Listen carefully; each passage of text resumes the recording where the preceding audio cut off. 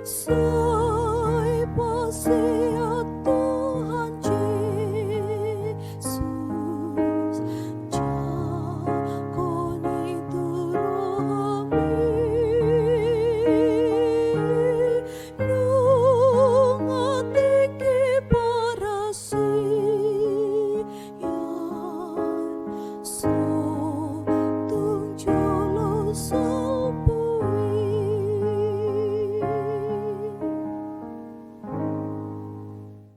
Selamat pagi dan salam sejahtera untuk kita semua. Bapak Ibu saudara terkasih, di pagi hari ini kita kembali berjumpa untuk mendengarkan firman Tuhan yang mengajarkan kita untuk hidup sebagai pendengar yang sejati. Marilah kita berdoa.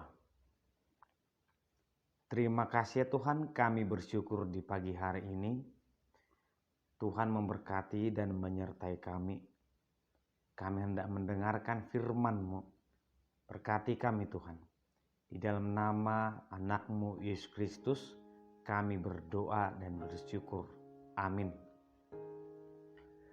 Firman Tuhan tertulis di Maleakhi pasal 3 ayat pertama. Lihat, aku menyuruh utusanku supaya ia mempersiapkan jalan di hadapanku. Dengan mendadak Tuhan yang kamu cari itu akan masuk ke bait-Nya. Malaikat perjanjian yang kamu kehendaki itu sesungguhnya ia datang. Firman Tuhan semesta alam. Idama suruhku asa dipadiri dala dijulukku. Dungi topu maro tumopot jorona Tuhan naniluam muna. Doho suruan ni parpadanan nahin lungutom muna.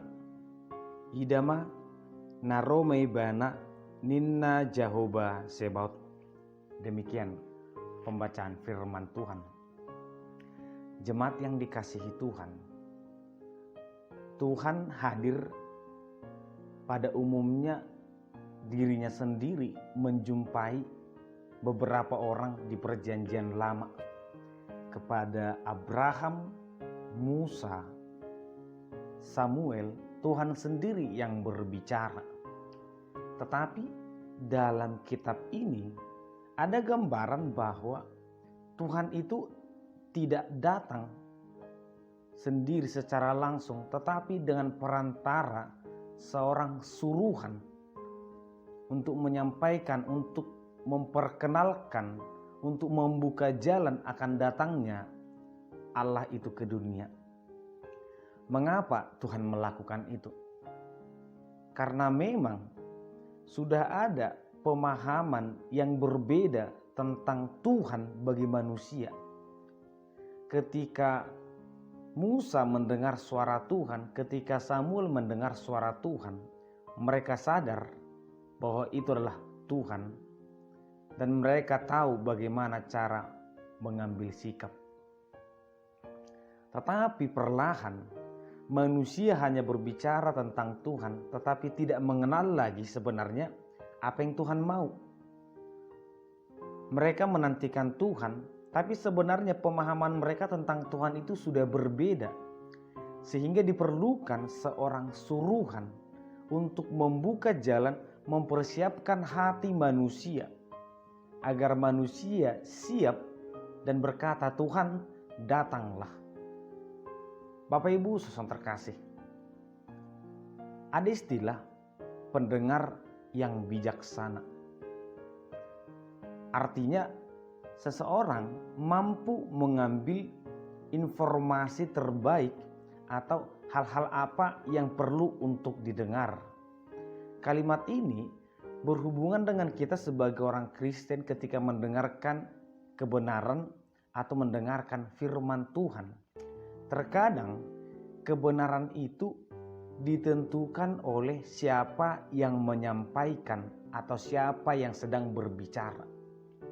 Ini gambaran yang umum. Ketika kita mengenali seseorang ataupun kita senang dengan seseorang, maka apapun yang dia bicarakan, dia sampaikan, seakan-akan itu adalah kebenaran.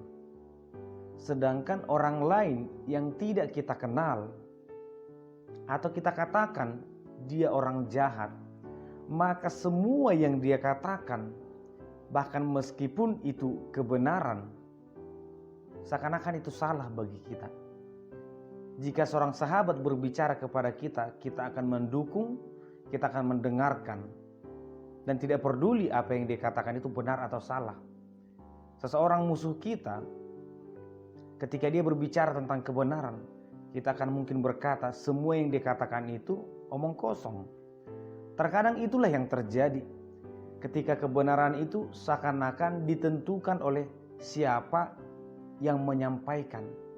Dan inilah sebuah masalah ketika manusia mendengarkan firman Tuhan. Orang-orang tertentu seakan-akan memiliki otoritas tertinggi dalam menyampaikan kebenaran firman Tuhan. Sedangkan ketika orang lain menyampaikan firman, tidak mau mendengar. Dan ternyata ini menjadi masalah terlihat dalam perjanjian baru. Ketika Yohanes hadir dengan pakaiannya yang sangat sederhana, orang menilai kebenaran firman Tuhan yang disampaikan itu dari penampilannya, sehingga meragukan ketika Yohanes berkata, "Bertobatlah, sebab kerajaan Allah sudah dekat." Tetapi orang akan berlomba-lomba mendengarkan ketika orang Farisi berbicara, karena orang Farisi tampil dengan pakaian yang sangat mewah, dengan jubah agama, penampilan yang hampir mirip seperti gambaran malaikat. Tapi sebetulnya hati mereka, perkataan mereka sangat jahat. Jauh-jauh hari Yesus sudah memesankan, hati-hati dengan nabi palsu. Mereka berpakaian seperti malaikat, seperti rohaniawan, tapi sebenarnya hati mereka adalah serigala. Serigala yang memakai bulu domba. Dan satu kali Yesus berbicara tentang kehadirannya, di mana orang-orang betul menantikan Yesus hadir di rumahnya, hadir di hadapannya. Tetapi Yesus hadir dengan 3 cara yang berbeda. Sebagai orang yang lapar dan haus, sebagai orang yang tidak berpakaian, sebagai orang yang tidak memiliki rumah, dia hadir di tengah-tengah kita. Tapi orang yang menantikan berkata, "Kapan kamu datang Tuhan, sehingga aku tidak memberi engkau minum, tidak memberi engkau makan, pakaian, atau tempat tinggal?" Karena bagi mereka, Yesus itu akan datang dalam kemewahan sebagai raja dengan pengawal. Tapi ternyata Yesus sedang berbicara tentang orang-orang miskin sebagai gambaran kehadiran Yesus di tengah-tengah kita. Jemaat yang dikasihi Tuhan, demikianlah ketika kita mendengarkan firman Tuhan, agar kita menjadi pendengar yang bijaksana. Sejujurnya, tidak ada manusia yang layak menyampaikan firman Tuhan jika kita mengukur kebenarannya, karena semua manusia mempunyai kekurangan. Manusia hanya menyampaikan firman Tuhan. Oleh karena itu, fokus kita adalah selama yang disampaikan itu adalah firman Tuhan, mari kita dengarkan. Selama yang disampaikan itu adalah kebenaran, mari kita dukung. Agar kiranya kita tidak menjadi pendukung yang buta. Kita mendengarkan seseorang, kita mendukung seseorang bukan karena dia benar, bukan karena dia jujur, tapi karena dia dekat kepada kita. Kita menolak seseorang bukan karena dia salah, tapi karena kita tidak bersahabat dengan dia. Pendengar yang bijaksana adalah mampu melihat apa yang harus didengar, apa yang harus dilakukan. Demikian juga pendengar yang bijaksana akan berujung kepada pelaku-pelaku firman. Bapak Ibu saudara terkasih, biarlah firman Tuhan ini, kehadiran firman Tuhan dalam diri kita setiap hari semakin memperbaharui kita. Amin. Kita berdoa. Terima kasih ya Tuhan, kami bersyukur di pagi hari ini. Kami bersyukur untuk firman yang kami dengarkan, yang mengajarkan kami untuk mau menjadi pendengar yang bijaksana. mendengar kebenaran, mendengarkan firman-Mu. Biarlah kiranya Tuhan, dalam hidup kami juga, kami tertuju kepada kebenaran itu. Kami melakukan apa yang benar menurut Tuhan, bukan menurut ukuran manusia. Terimalah doa kami Tuhan dalam nama Anak Yesus Kristus. Kami berdoa dan mengucap syukur. Amin. Anugerah dari Tuhan Yesus Kristus, kasih setialah Bapa, dan persekutuan Roh Kudus kiranya menyertai kamu sekalian. Amin.